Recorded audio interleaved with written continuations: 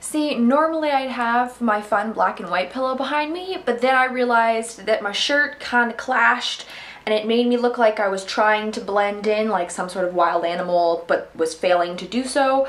So yeah, we're gonna leave the pillow over there and we're just gonna have to go with the black and white pattern of my shirt.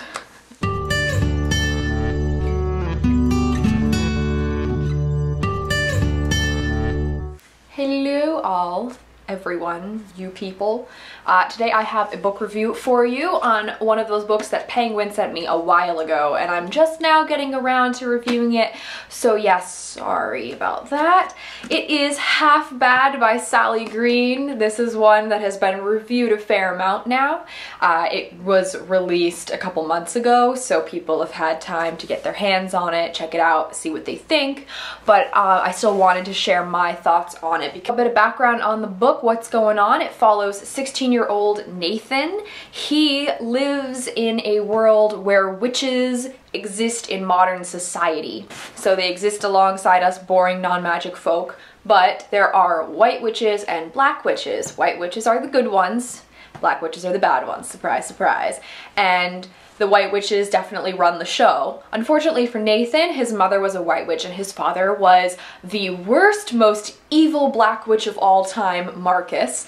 And so he is definitely shunned by not only his half-siblings, but most of society. They just kind of steer clear of him. He lives with his grandma, who is a kind person and, you know, doesn't shun him, but his older sister Jessica is incredibly horrible to him. His older brother, though, is a little bit nicer, so he kind of has that one friendship. He also has a few friendships in school, but yeah, he's pretty much on his own, and that's the way it kind of goes for most of this book. The deal with witches in this society is that on their 17th birthday they get 3 gifts, and from like blood relatives of some kind, and then they can kind of figure out where their place in life is. A lot of them will gain like a special power that is they're very good at. So Nathan, this means a lot to him. The only problem is you don't know whether or not he's actually going to make it to his 17th birthday and if he'll actually be able to get these gifts, but this is what drives him throughout the story. I also just realized that this pattern on my shirt is very appropriate for this book because I have black and white. Hey!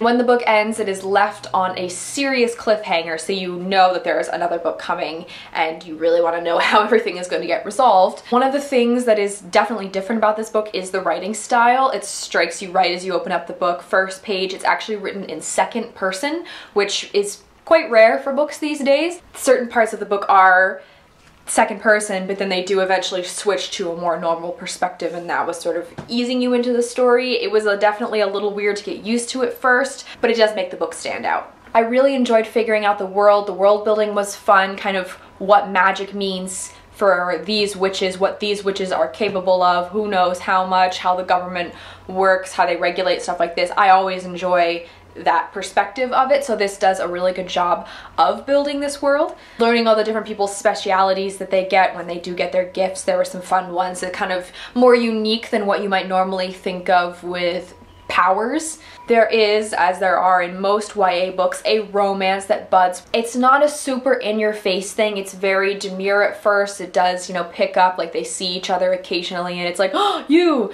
know, from a distance, but they can't really do anything about it. Although it didn't make me cringe, I just wasn't feeling it. I wasn't really behind the romance. I don't know. Maybe the second book will sell it to me a bit more. The one big thing that I do want to mention that I didn't enjoy was the roller coaster pacing. It was really slow at times, with like Nathan's just waiting around trying to figure out what he's going to do with his life. He's stuck in this place, he can't get out of it. He's waiting around to hear from people who are going to help him get his 3 gifts, and then other times there'd be people chasing and fighting and dying. It seemed like those parts happened really quickly. There was almost no time to digest what had just happened before it either jumped into something else or it got so slow and you're like, wait a minute, we just had, you know, it's like jolting you around because you're up and down, it's just crazy all over the place. I gave this book 4 out of 5 on Goodreads, definitely still sticking with it now that I've had some time to reflect on the book. If you've read this book, let me know what you thought in the comments below. We can have a little chat about it. As always, all of our links are in the doobly-doo. We got our Twitter, Goodreads, Book Depository, etc., etc. Thank you guys very much for watching, and I'll see you later.